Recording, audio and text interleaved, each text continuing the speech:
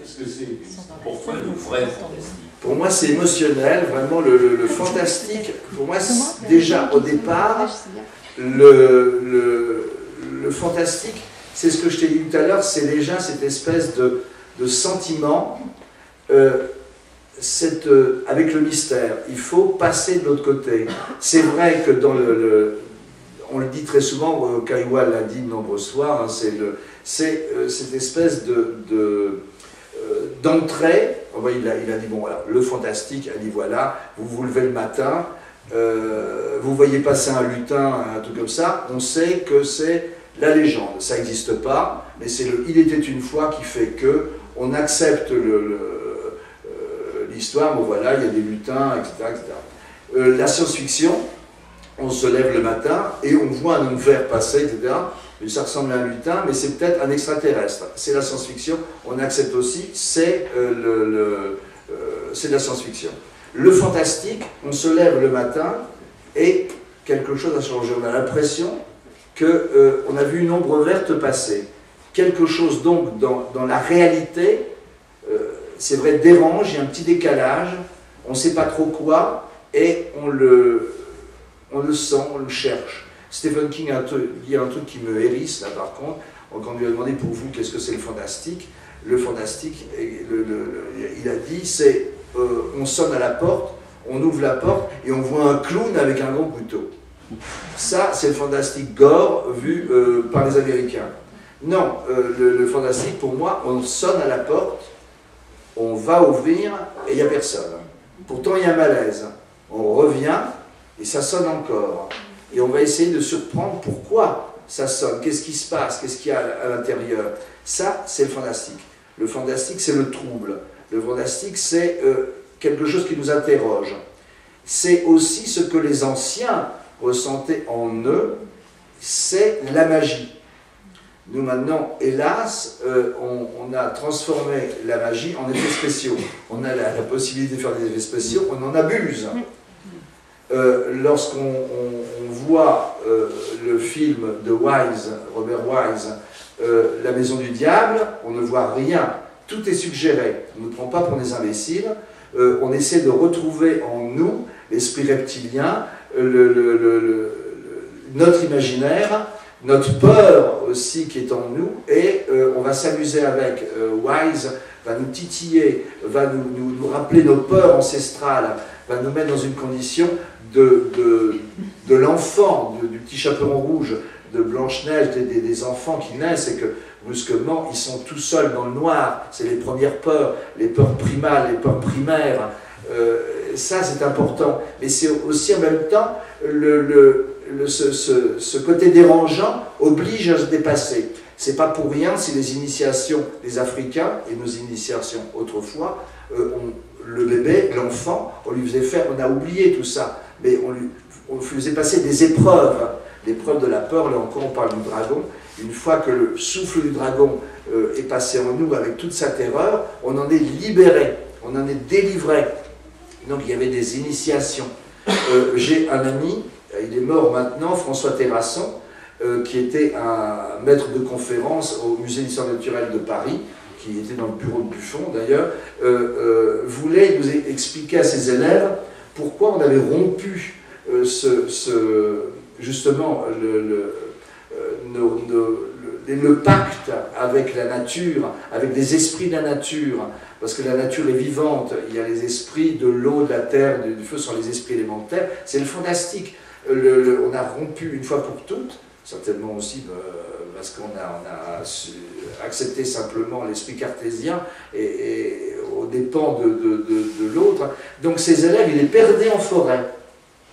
Il les perdait en forêt, ces élèves, avec interdiction de prendre une boussole, de prendre un pneumatique, un duvet, quoi que ce soit, une lampe de poche, rien. Et justement, il les remettait dans l'homme primitif dans la forêt, qui retrouve l'esprit de la forêt et l'esprit de l'humain dans la forêt. Il était une fois un enfant dans la forêt. Il doit traverser la forêt des contes, il doit traverser la forêt qui est en lui aussi, et s'en sortir. Hein, c'est vraiment, c'est le conte initiatique de tous les contes. Blanche-Neige, la Belle au bois dormant, tout est là, le petit chaperon rouge, le petit Poucet. Donc il le remet dans ces conditions-là. Et pour moi, c'est le vrai fantastique. Évidemment, après sophistiqué, on peut faire tout ce qu'on veut, etc. Mais le b.a.-ba du fantastique, c'est retrouver cette communion entre l'invisible et le visible, entre les esprits élémentaires, entre le mystère, toutes les croyances avec les morts. Le mort, on a perdu ce contact avec les morts autrefois. Il y avait des rites vraiment qui étaient, et quand on ne faisait pas ces rites, eh bien le mort mécontent allait revenir, ça devenait un fantôme. Bachelard, encore une fois, je vais encore citer Bachelard, mais dit voilà, il raconte une petite histoire. Bachelard, il dit voilà, il y a un homme qui est surpris par les fées en train de polluer une de leurs fontaines sacrées. Et elles vont le punir cruellement. Il dit aujourd'hui, on raconte ça comme une anecdote. Les fées aujourd'hui ne peuvent plus protéger leurs sources. On n'y croit plus. On fait du 2e degré, on fait du 3e degré, on fait du dérisoire. On n'y croit plus. On ne croit plus, et ça c'est grave. La preuve, ce qui va se passer avec le fantastique, c'est bien des intellos qui ne croient plus en rien, qui font, à mon avis, il va y avoir de l'art contemporain, le frac, enfin chez nous on demandait l'art conceptuel, il va avoir droit à des, comment tu sais, des installations, et on va passer à côté du fantastique, on va intellectualiser le truc, on va passer à côté, on ne va pas retrouver les petits cailloux blancs.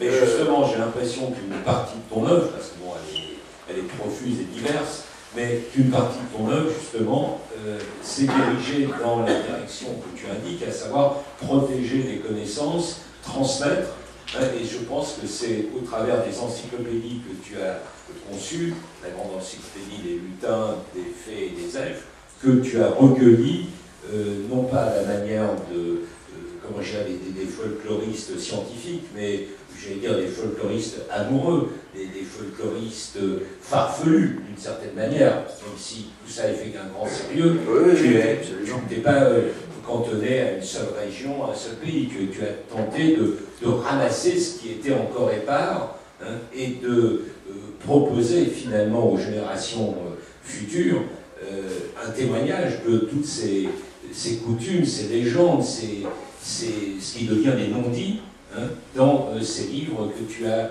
publiés. Alors, est-ce que tu peux expliquer comment tu es arrivé à cette somme, et comme disait Achille Talon, cette somme et ce sommet, hein, sont ces 3 encyclopédies? C'est-à-dire que je me rendais compte que alors aujourd'hui, bon, je parle d'il y a quelques années, et maintenant évidemment c'est les fées, les elfes, etc. sont revenus. L'amour du merveilleux est revenu, mais ça a été très long. Ça a été très très compliqué. Ça a vraiment été précurseur. Ça, il faut le dire, on avait beaucoup limité. Oui, mais jamais égalé. Non, ça a été très dur, parce que je me rendais compte que toutes ces histoires disparaissaient, que les mangas déjà arrivaient, et je voyais les enfants qui avaient des épées japonaises, qui étaient passionnés par les mangas, etc. J'ai dit, c'est incroyable, ils ne connaissent pas nos lutins, ils ne connaissent pas nos fées, ils ne connaissent pas nos chansons de gestes, ils ne connaissent pas nos chevaliers, ils connaissent mieux les samouraïs que Perceval, que nos géants, même ici, quoi. On ne leur apprend pas à l'école, le gagnant. Qui sait, les fabuleux, extraordinaires contes d'un buveur de bière de Delin, on ne l'apprend pas, on apprend à jeune M. Seguin. C'est le putain, la chèvre arriva dans la montagne, ça va, ça suffit. Donc on avait tous ces petits êtres du terroir, il était temps, parce que qu'est-ce que c'est que ces êtres-là aussi, ils ont une importance. Ce sont des esprits élémentaires, pourquoi on respectait la nature aussi autrefois parce qu'elle était sacralisée, parce qu'elle était vivante. On ne coupait pas les arbres parce qu'il y avait les dryades, les amadriades qui étaient dedans. Si on coupait les arbres, ils allaient se venger. Si on polluait l'eau, si on polluait la rivière, on allait tuer, blesser, noyer, enfin pas noyer parce qu'ils mais tout au moins les asphyxier, les sirènes, les vouivres, tous les filles de l'onde, les ondines. Si on construisait trop lourd sur les montagnes, des trolls qui tiennent les montagnes allaient laisser tomber, ils ne pouvaient plus tout tenir, et donc il allait y avoir des avalanches. C'était une forme d'écologie, de bon sens de nos ancêtres qui avaient compris tout ça. C'était une écologie de l'âme. Donc je me suis rendu compte qu'il fallait absolument récupérer tout ça. Donc je suis allé voir les éditeurs en disant mais il est temps Et les contes, c'est pas ce que vous croyez. Les contes, tous ces petits personnages sont importants. C'est pas local. Tout à l'heure en télé, on va dire mais vous vous intéressez aux contes locaux. Non, c'est pas local, c'est cosmique. Tous ces lutins s'appellent des gobelins d'un côté. Je vois par exemple, j'étais dans les Ardennes, ce sont les nutons, ou les sautés, les massotés, que les dames aperçoivent toujours trop tard, les massotés, tous ces pipis-vent-vent, tous ces êtres, mais on les trouve sous d'autres noms. En Angleterre, ce sont les brownies, ce sont les pixies, mais ce sont les mêmes. La dame blanche, c'est la banshee d'un côté, c'est Madame Fumpopo au Japon, et c'est la même, c'est Aisha Kandisha chez les Arabes. C'est d'ailleurs assez étonnant, parce qu'on dit tout ça, on dit toujours, mais c'est du passéisme, pas du tout. Quand on voit les jeunes, maintenant, aujourd'hui, on leur pose des questions, on essaie dans les écoles, on leur raconte toutes ces histoires, mais notamment j'ai des petits de temps en temps du côté de Maubeuge, des petits sauvageons. Je leur dis mais vous avez Aisha Kandisha, tu connais Aisha Kandisha toi? Et je dis mais oui. Ah ben tu sais Aisha Kandisha. Alors Aisha Kandisha, donc c'est la banshee. Qu'est-ce que c'est une banshee? C'est une dame blanche. La dame blanche vient toujours d'une rivière. Elle arrive toujours d'une source, d'une rivière. Elle est en blanc. Elle se laisse glisser comme ça le long de la rivière. Et au cours des âges, ça a été une druidesse. Après, ça a été la Sainte Vierge. Elle vient toujours annoncer quelque chose dans sa grotte. Elle a eu plein de visages. Et elle s'adapte. Elle fait du stop maintenant aussi. Elle fait du stop, on dit qu'on a vu une dame blanche, elle monte, parce qu'elle vient toujours annoncer quelque chose. Soit elle présage quelque chose. Elle vient annoncer soit un malheur, ou empêcher que ce malheur ne vienne. Donc elle monte dans la voiture, et puis attention, ralentissez, il va y avoir un accident. Et on évite l'accident, elle apparaît à Morlaix, sur le pont de Morlaix, un peu partout, et le gars après se retourne, elle a disparu. Voilà l'histoire de la dame blanche. Mais elle vient toujours, et elle arrive toujours dans un endroit désert. Un endroit désert en général, c'est la lande, c'est un endroit désert, et elle crie. Et par exemple, en Bretagne, elle pousse aussi la charrette de la mort, la caricale dans le cou. Et là, ils me disent, oui, mais tu sais, la Aisha Kandisha, eh bien, la nuit, elle apparaît. Elle apparaît où? Un endroit désert. Le parking d'Auchan. On va le faire quand même. Et elle pousse des cris. Ah bon, elle pousse des cris, mais elle vient d'où? Eh ben, elle vient de l'égout, là-bas, je retrouve la flotte. Elle vient de l'égout, elle passe comme ça dans la rigole. Et ils ne connaissent pas l'histoire de la banshee, ils ne connaissent pas ça. Et je dis, elle est belle ou elle est laide? Ben, elle est laide. Mais je dis, pourquoi elle est laide? Ben, l'eau, elle est polluée, monsieur. Elle ne peut pas être belle, elle ne peut pas être légère, etc. Et je dis, qu'est-ce qu'elle fait d'autre? Et là, elle pousse un caddie. On a la caricole dans le cou. Et c'est ça qui est incroyable, c'est que le légendaire est en nous. Le légendaire, c'est un besoin, et le conte est un récit initiatique. Par exemple, ça nous semble anodin, le petit chaperon rouge, la belle au bois dormant. Pourquoi on nous raconte ces histoires? Eh bien parce que l'homme, avant tout, les contes viennent d'où? La peur, on revient encore, la peur ancestrale. Qu'est-ce qu'on dit toujours? Ils ont peur de primitifs, que le ciel leur tombe sur la tête. Et il leur tombait sur la tête, c'était l'hiver. Il y avait une chape noire, le froid arrivait, il n'y avait plus rien à grailler, plus de baies, plus rien. Les bêtes arrivaient tout autour, et les autres bêtes que l'imaginaire déjà développe, et les esprits des morts, qui étaient là aussi autour d'eux. Et ils avaient peur, et ils étaient autour d'un bivouac, et on se racontait des histoires, et le chaman racontait des histoires pour exorciser la peur qui était de l'autre côté. C'est ce qu'on fait encore, comme le carnaval, quand on brûle la peur, quand on le mort qui était là, et bien si on lui en fait des offrandes, il ne tue plus. Donc il faut garder donc sacré cette nature. Et pour que le printemps revienne, eh bien il faut des signes. Il faut faire des offrandes aux esprits de la nature, mais aussi, et ça qu'est-ce que c'est que le petit chaperon rouge? Qu'est-ce que c'est que la Belle au bois dormant? Blanche-Neige. On les appelle les belles dormantes, en fait. Une jeune fille, une petite fille, avec un chapeau rouge sur la tête, est dévorée par le loup. Elle est dévorée par le loup, mais le lendemain matin, le chasseur ouvre le ventre et sort le petit chaperon rouge, avec son chapeau rouge qui, après l'hiver, se réveille, renaît à nouveau, avec l'aurore, le soleil rouge de l'aurore. Blanche-Neige, et c'est pareil, une sorcière, la sorcière de l'hiver, on l'appelle la mère Gagache, on l'appelle la vieille. Et par exemple, au mois de mars, hein, c'est les jours de la vieille, on appelle ça les jours de la vieille. Et les jours de la vieille, elle ne veut pas, tout ce qu'elle touche avec ses ongles et son souffle glacé, elle fait bruire la nature. Et la nature est morte. Non, elle n'est pas réellement morte. Blanche-Neige n'est pas réellement morte. Le petit chaperon rouge n'est pas mort. Peau d'âne, elle est Cendrillon, avec la cendre qu'on se mettait sur le visage. Autrefois, c'est un signe de deuil. Là encore, c'est la mort, il y a le passage de la mort. Et le printemps arrive. Enfin, il arrive, si le printemps est personnalisé par le prince qui arrive, qui l'embrasse d'un baiser d'amour, et là, elle se réveille, elle renaît.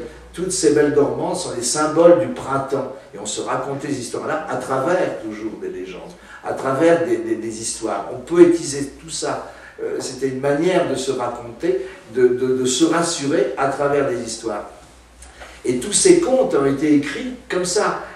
Il n'y a pas eu d'écrivain, c'était le grand chaudron magique dans lequel on vient puiser régulièrement, mais tous ces contes ont une signification. Et je pense qu'au lieu de faire uniquement des petits citoyens avec l'éducation civique, on devrait en même temps, surtout, leur apprendre tous ces contes, parce qu'à travers le conte, justement, ils comprendraient bien des choses. Quand je raconte des histoires, on se rend compte que c'est un petit garçon qui est perdu. Il doit traverser la forêt, là il va rencontrer une fourmi, un hyménoptera colatfuisseur, qui va sauver, alors que les autres frères ne l'ont pas fait. Lui, le plus petit, le cadet, va le faire, et la fourmi, pour finir, ce sera une fée qui va le protéger. Et il rencontrera un dragon, et c'est une manière qu'il a jusqu'au bout de sa quête. Et ça, c'est le b.a.-ba du fantastique. Pour moi, tu vois, le début. Donc j'ai eu envie d'écrire tout ça, de raconter tout ça, parce que ça se perdait, ça s'en allait, et de redonner le goût de la fée, le goût des lutins, mais aussi des fantômes.